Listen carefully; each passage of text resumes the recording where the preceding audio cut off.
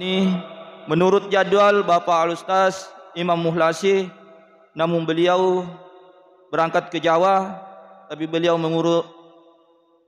mengirim utusan pengganti, yaitu digantikan oleh Bapak Al-Ustaz Manstur.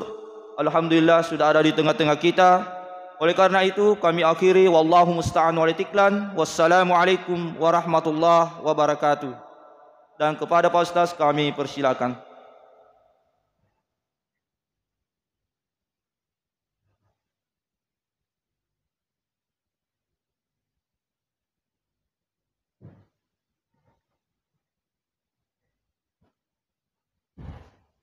Assalamualaikum warahmatullahi wabarakatuh.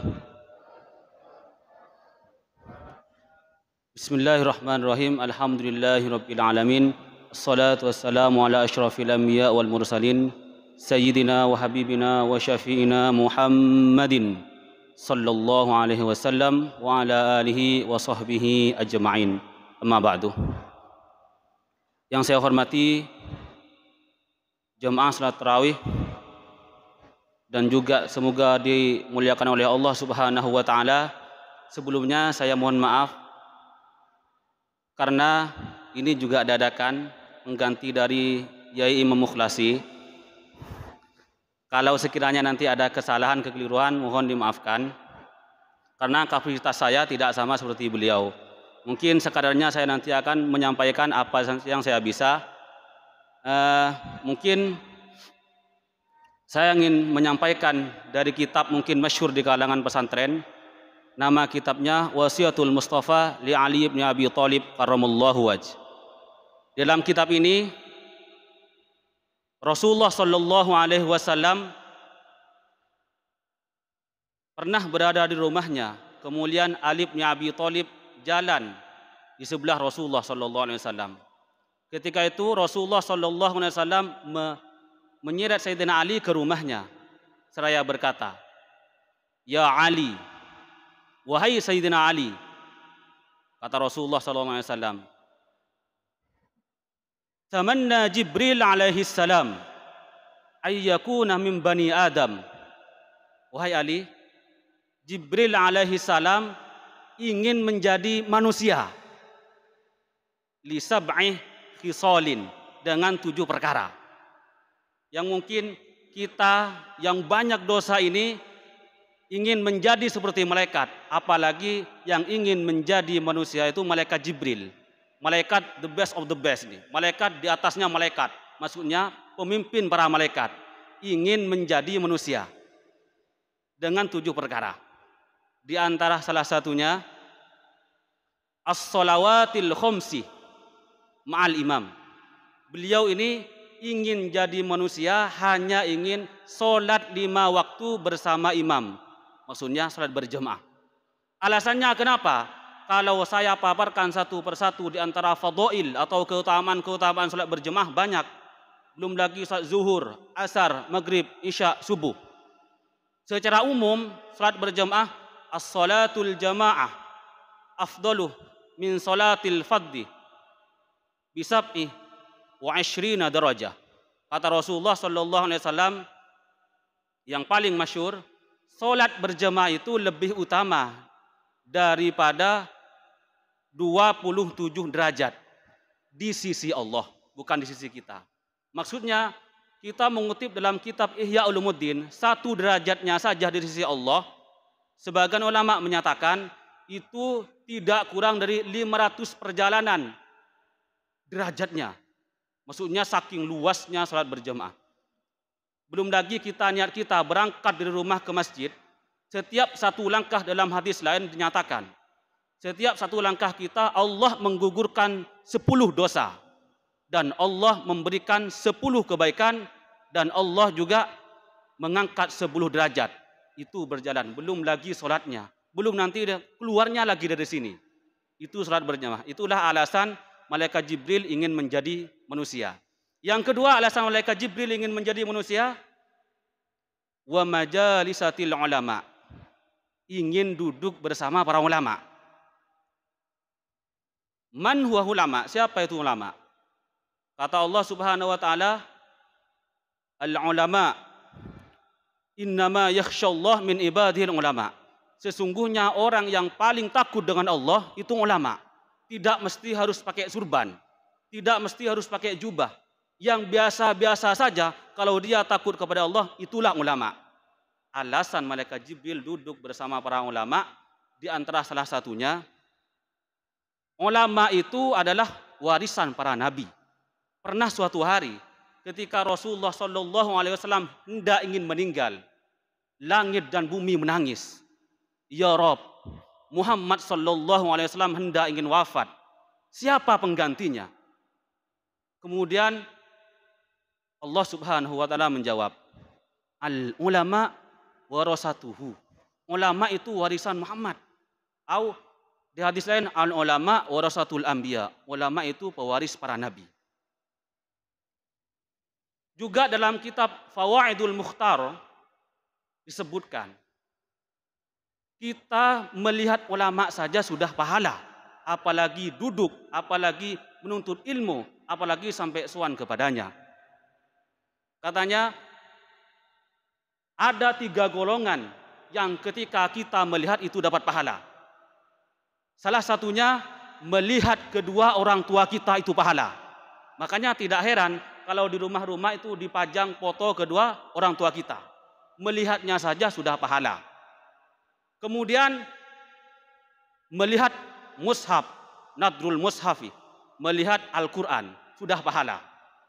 Belum lagi mendengarkan, belum lagi membaca, belum lagi mentafakuri, belum lagi menghafal, belum lagi mengamalkan.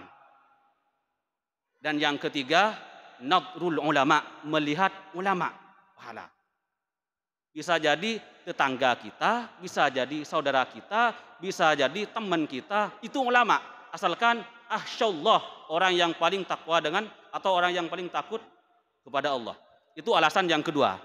Alasan yang ketiga, malaikat Jibril ingin menjadi manusia wa iyadatil marid, ingin membesuk orang sakit. Hanya ingin membesuk orang sakit, beliau ingin menjadi manusia. Alasannya kenapa? Tidak heran. Dalam hadis, beberapa hadis, dalam hadis qudsi kata Allah, yabna Adam, wahai anak Adam, ana marid, saya sakit. Sahabat tuh kaget, masa Allah sakit? Dalam artian, dalam diri orang sakit itu terdapat barokah. Dalam diri orang sakit itu terdapat doa yang diijabah oleh Allah Subhanahu wa taala. Sehingga dalam hadis lain, barang siapa yang membesukku, maka dia telah, barang siapa yang membesuk orang sakit, maka dia telah membesukku. Kata Allah Subhanahu wa taala dalam hadis qudsi. Barang siapa yang membesukku, dakhalal jannah. Makanya dalam hadis, man salaka tariqan ilal marid, barang siapa yang menempuh jalan untuk besuk orang sakit, sahhalallahu lahu ilal jannah, maka Allah akan memudahkan baginya masuk surga. Itulah alasan ketiga malaikat Jibril ingin menjadi manusia. Alasan yang keempat malaikat Jibril ingin menjadi manusia, wa tasyyi'il janazah, ingin menghantarkan jenazah, atau wattiba'il janazah, ingin menghantarkan jenazah. Kenapa? Dalam hadis lain Rasulullah SAW juga menyatakan, man ittaba'al janazah falahu qiratun. Barang siapa yang mengantarkan jenazah, pahalanya mendapatkan 1 qirat. Sahabat tunanya, wa ma qirat ya Rasulullah? 1 qirat itu berapa ya Rasulullah? 1 qirat kamitsli jabalil Uhud, seperti gunung Uhud besarnya. Mungkin yang pernah ke Mekah tahu gunung Uhud seperti apa. Dan disitulah pahala orang yang mengantarkan jenazah. Belum lagi menyolatkan, belum lagi mengkafani, belum lagi menguburkan. Dalam hadis lain, mengantarkan saja sudah 1 qirat. Hadis lain juga menyolatkan 1 qirat, mengkafani 1 qirat, kemudian menguburkan 1 qirat. Yang 1 qiratnya besarnya seperti gunung Uhud, di mana tidak tergiur malaikat Jibril ingin menjadi manusia yang pahalanya seperti itu. Kemudian alasan yang ke-5 malaikat Jibril ingin menjadi manusia, as-sulhu bainal isnain, ingin memperdamaikan antara 2 orang yang berselisih, maksudnya yang bermusuhan. Karena dalam hadis Rasulullah Shallallahu Alaihi Wasallam menyatakan, barang siapa yang mempersaudarakan atau mengislahkan dua orang yang bermusuhan, itu lebih baik daripada sholat sunnah dan puasa. Dimana tidak tergiur juga malaikat Jibril yang menjadi manusia. Tapi memang sulit. Sehingga Rasulullah mengiming-imingi lebih baik daripada sholat dan puasa. Mempersaudarakan orang yang lagi bermusuhan sulit. Bahkan kita sasarannya. Yang nanti jadi sasarannya. Bisa jadi kita dimusuh. Gara-gara apa? Mempersaudarakan orang yang bermusuhan. Kemudian alasan yang keenam. Malaikat Jibril ingin menjadi manusia sakil ma'i, wasakil ma'i, ingin memberi minum. Alasannya cuma memberi minum. Makanya dalam hadis diriwayatkan, mungkin di Bukhari juga ada, di Muslim juga ada. Ada seorang perempuan yang mungkin hidupnya enggak pernah sholat, kerjaannya sudah berzina terus. Hanya saja dia memberi minum anjing, yang mungkin anjing itu menurut kita rendah sebagainya, Allah mengampuni dosa-dosanya sehingga dia masuk surga. Kemudian Imam Qurtubi mengomentari hadis ini, kalaulah seorang yang ahli maksiat pezina itu masuk surga memberi minum anjing, apalagi Bani Adam seperti kita yang memberi minum kepada orang lain. Terlebih-lebih di bulan Ramadan. Di bulan Ramadan Rasulullah Shallallahu Alaihi Wasallam menegaskan dalam kitab Duratun Nasihin, kata Allah Subhanahu Wa Taala, barang siapa yang memberi minuman kepada orang yang berpuasa, maka Allah akan memberikan minum nanti di telaganya di surga. Belum lagi memberi makan. Kata Rasulullah lagi, man fattara shaiman kana lahu mithlu ajri fa'ilihi. Barang siapa yang memberi makan orang yang berpuasa, sama halnya dia mendapatkan puasa orang yang puasa. Kalau ngasih orang semasjid, wallah alam banyak itu semasjid. Tinggal ngitung puasanya orang yang semasjid itu. Itulah alasan malaikat Jibril ingin menjadi manusia. Kemudian yang terakhir, yang keenam, ikramil jar wal yatim. Hanya ingin memuliakan tetangga dan anak yatim. Hukumnya memuliakan tetangga wajib.